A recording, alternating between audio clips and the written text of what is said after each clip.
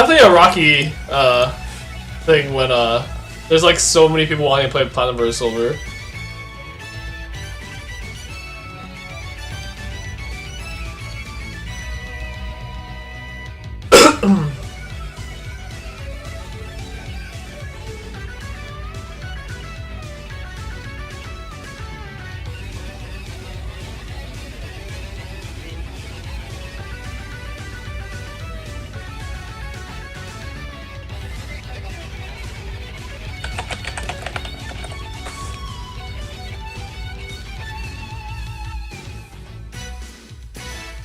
So pretty similar looking bands from Blue Team, I would say.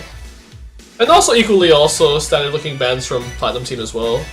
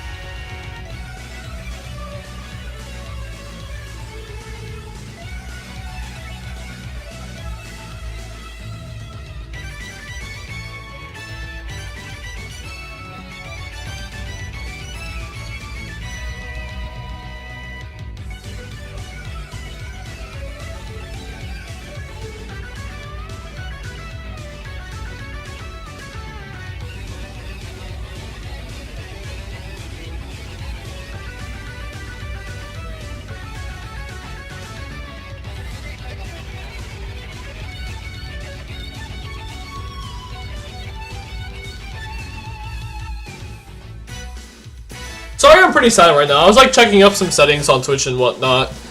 But yeah. So starting off with the bands, Thresh first pick's been pretty solid, I would say. Like very like it doesn't reveal too much about the team, and also Thresh is a solid first pick anyways. Like it's kind of weak to a Morgana counter pick, but it's usually like fine on its own right. Zenzel and Nocturne, both picks you don't really see that much either actually. Like, Nocturne kind of fell out of favor, like, when a lot of other junglers were able to get, like, so much pressure early on. And Zinzal's, like, really like, not a pick you see often anyways. Nidalee, Hecarim, two pretty top-tier champions, I would say. Like, Nidalee's so various in, like, the pick and banning and draft phase or whatever. Because you can play her mid, top, jungle, like, she's, like, so versatile.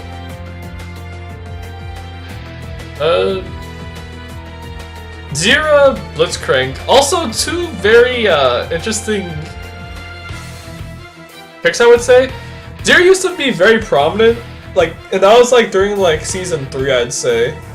Like when you see stuff like Cloud9 running like Ashe Zira, or like any team really running Zira support. Like when she was released, she was originally conceived as a mid laner, but then like after like she got some number adjustments, like people like brought her to bottom lane as a support because she had so much zone control. And Vayne, Blind Pick, and Akali.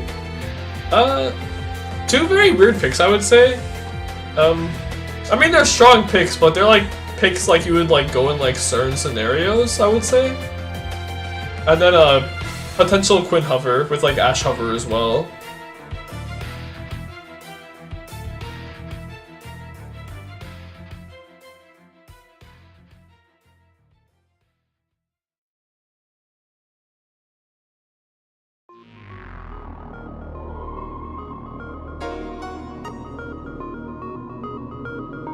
Yeah, okay, so it's a Quinn last pick. So Platinum's really running a very unorthodox comp. It's I would say like the low tiers versus the high tier champions, but we'll see how Platinums can do with like very a B team, I would say, versus like some pretty strong picks. But yeah, I'm gonna be right back. I'm gonna get a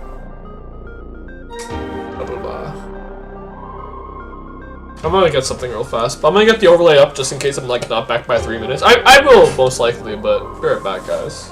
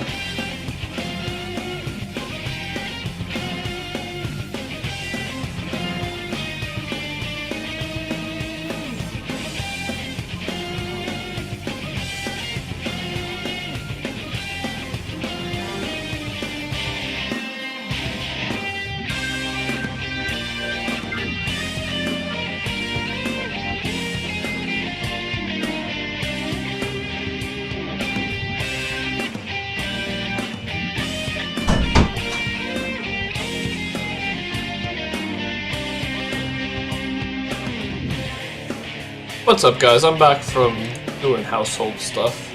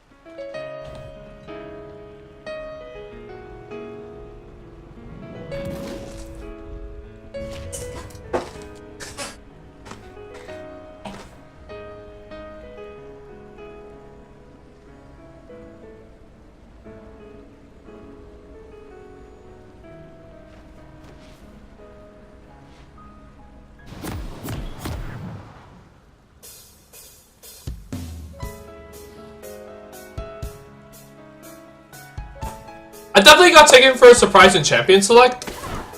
But that was gonna be like Hecarim, jungle, Kali, mid, and Italy top. But Kali jungle is very interesting. I would say, I don't think it's optimal per se, but we'll see if MuX Meg Griffin can turn that around.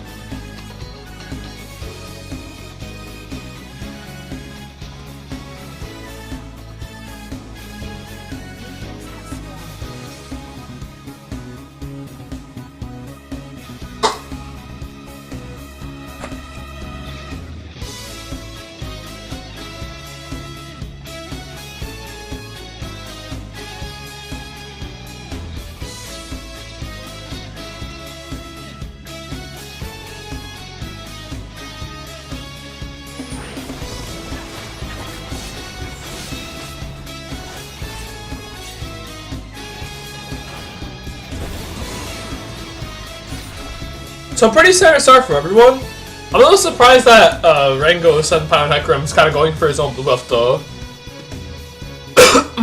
Like especially without Smite. Like he's unfortunately gonna miss 1 CS and EXP worth of minion or whatever, but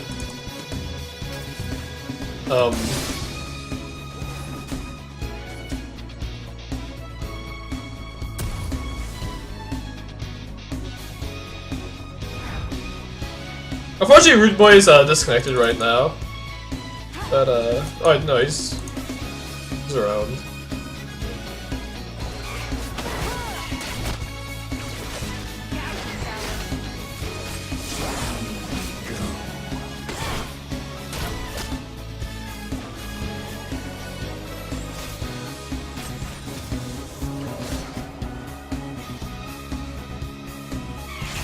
Good of Quinn to try and like get harassment when he could though. Like, cause he had the EXP advantage because it was a 1v2. But it's still risky though because it was like kind of a... It's always scary to try and trade 1 versus 2 on your own anyways. So I'm not too sure if not too sure how I feel about the play in general, but ooh. That was pretty clutch.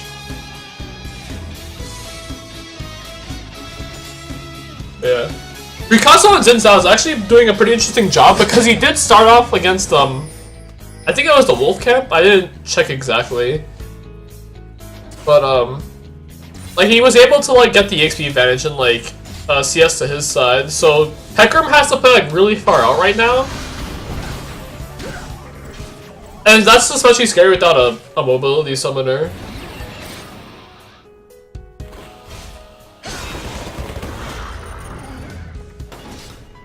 If I was Rengo there, I actually would have like tried to keep running down. Like even though he was most likely dead, he could have potentially forced a summoner from Ricasso.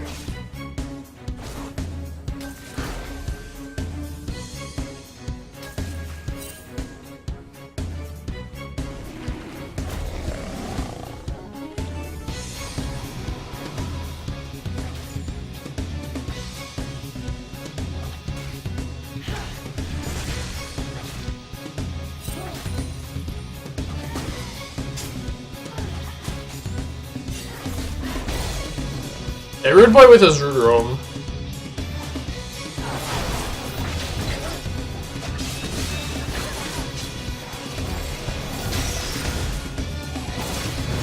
Oof.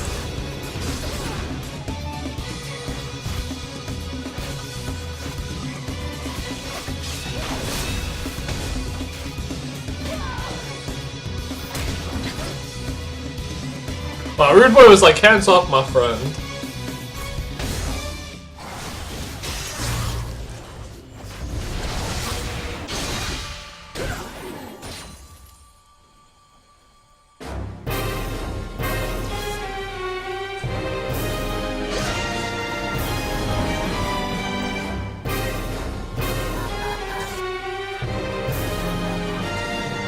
I'm really surprised Ringo was able to catch up on EXP though.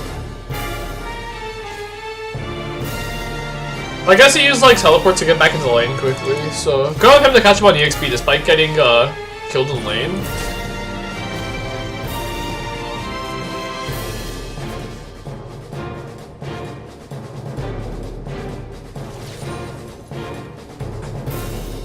Boys are god. Oh yeah, definitely Aspect. Like, I call him the double H of Platinum versus Silver because he's like welcome to like both sides of the ring. Oh, this might be.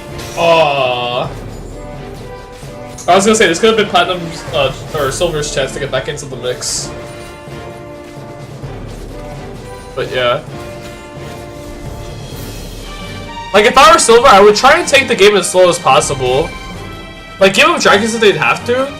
Because they need a lot of time to scale with the team comp they have. Like, they have an Akali who's weak early, they have, a Hecarim who's like a late game terror. Oh, nice of Rengo to punish Ricasso.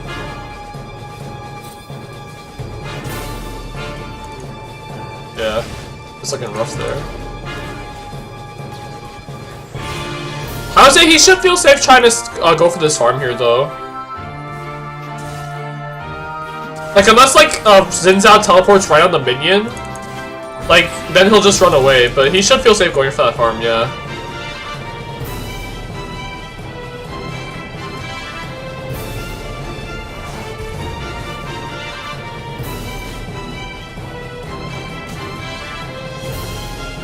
Yeah, like, Nidalee really needs to, like, constantly, like, poke and farm the Zyra lane. Like, that's how Nidalee should normally prevail in this lane. Because Zyra has, like, really no, mobility. Like, if she's, like, proficient enough, she can use the seeds to, or rather the plants to create plants to block the spear skill shots. But you kinda need to do it, like, read-based, because you can't really react to that. Because plants take some time to form, like, with the seed missile speed. But yeah. Like I said before that Bane was like the queen of like marksman dueling, like 1 versus 1. But Quinn's like more of that, especially early on. Because Quinn has like a really not a marksman kit. It's, like her kit's more unorthodox. I would say it's like really good for like fighting like other AD carries. Like she's kind of like the foil to Vayne in a sense.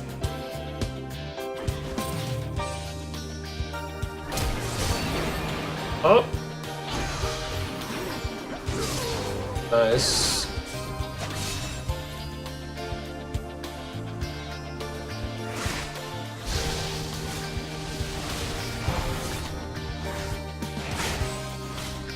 Well, it's a shame that Nocturne Sphere doesn't reduce the armor of Scuttle Crab. Oh. Oh my god, Rude Boy with that Power Fist. That straight up just saved Quinn's life.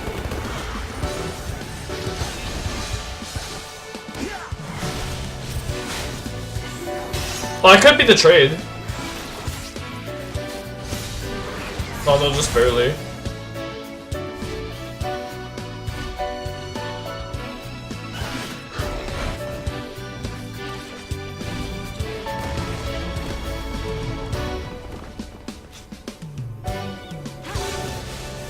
But it's definitely more like one of the more serious games of Platinum vs. Silver, where Platinum has like this humongous lead.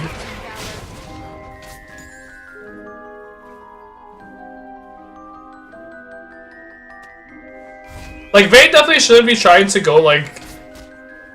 She should really be trying to freeze this lane anyways right here. Like this is like an ideal time. Like yeah, they'll most likely kill the dragon, but the Vayne definitely needs some time to scale up. Like, I don't agree with Mu auto-attacking here, because all it's doing is pushing up the lane.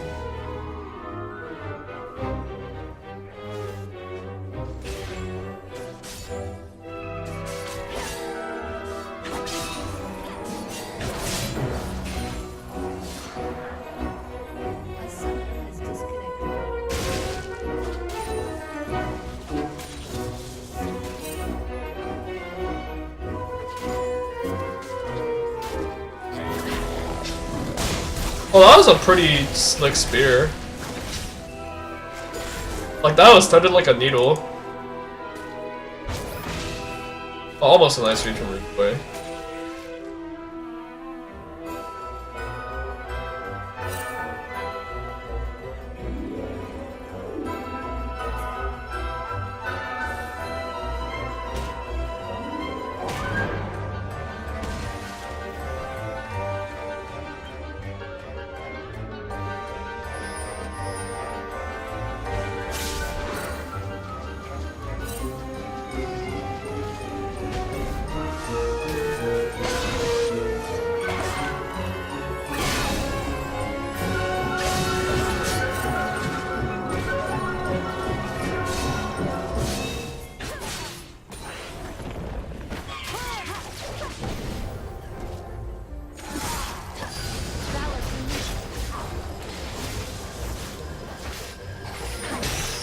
Nice of Akai to wait there in between the auto attacks and the crowd control of Thresh.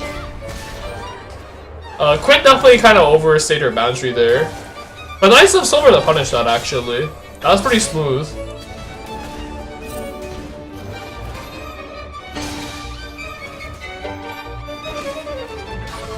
But because of that pressure, though, that Quinn was able to put out, Platinums were able to respond accordingly by taking a buff away.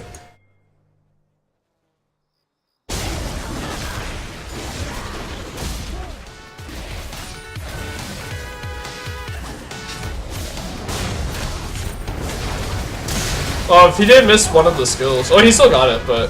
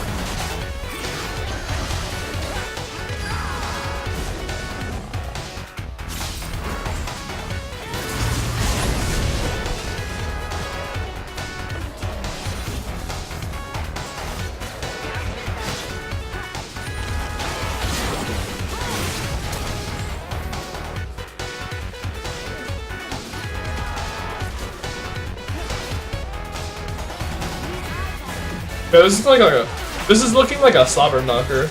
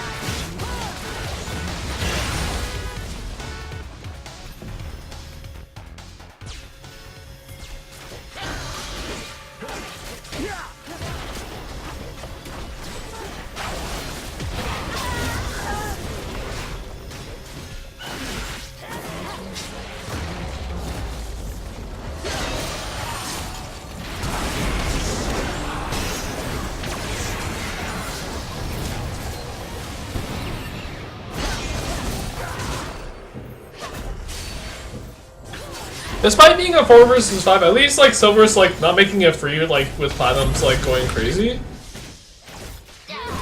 I mean, yeah, like Platinum's are like pretty much freestyling hard, but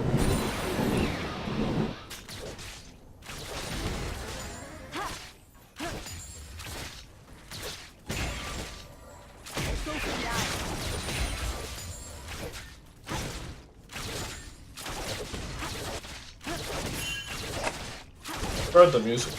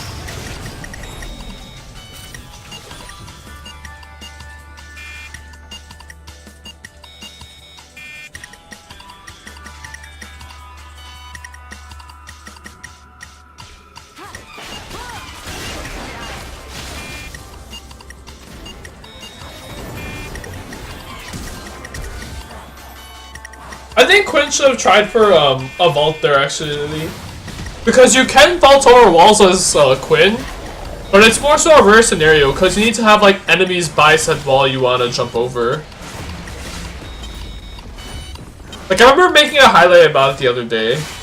Like it's always like a nice trick to know you have, or at least always try for it, because you could save a summoner. Like Quinn could have probably gotten away with saving Flash there had she tried for vault.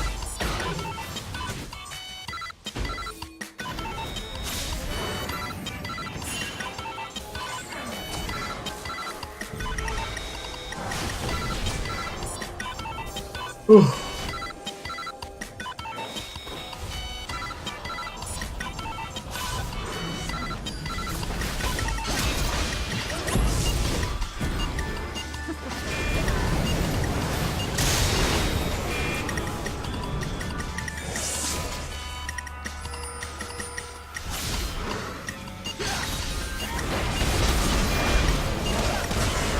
Does that play?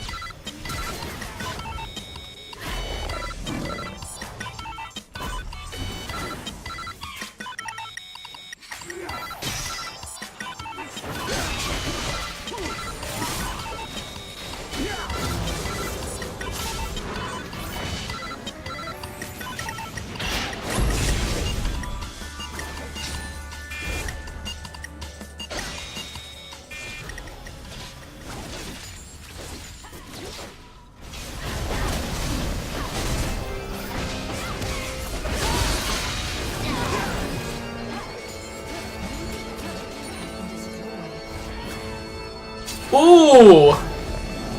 Like a thread, that's crazy.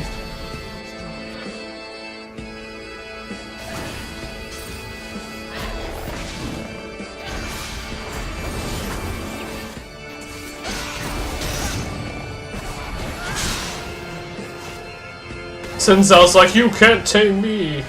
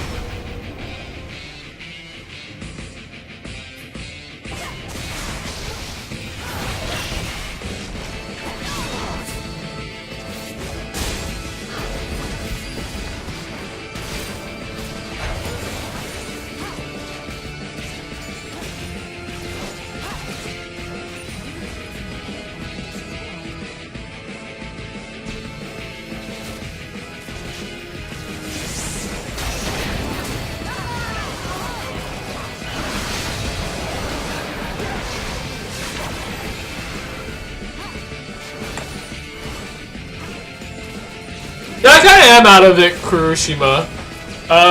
It's just like, the problem is, like, when you're commentating and spectating alone, it's kind of hard because it's like, I'm most active when it comes down to like the first 5 minutes of the game, because like that's like when I explain everything the most. Like I always like talk so much like in the first 5 minutes, like, oh, these are like what the lane matches are. I think this or think that about the pick and draft phase or whatever. Like after like the first after that like first 10 minutes where I talk about the lane dynamics, there's like not much else to talk about because I kind of like exhaust myself in a sense. Like if I have a second commentator, then yeah, I could do that much more better. Like there was like one spectating thing I did with Valak once. Like both of us were in Skype and we were commentating the game at the same time. Like I was definitely more active then because you're talking with like 2 people or whatever. Well, if he didn't miss the play there, he could have gotten the kill. It doesn't matter at this point because yeah, game's over.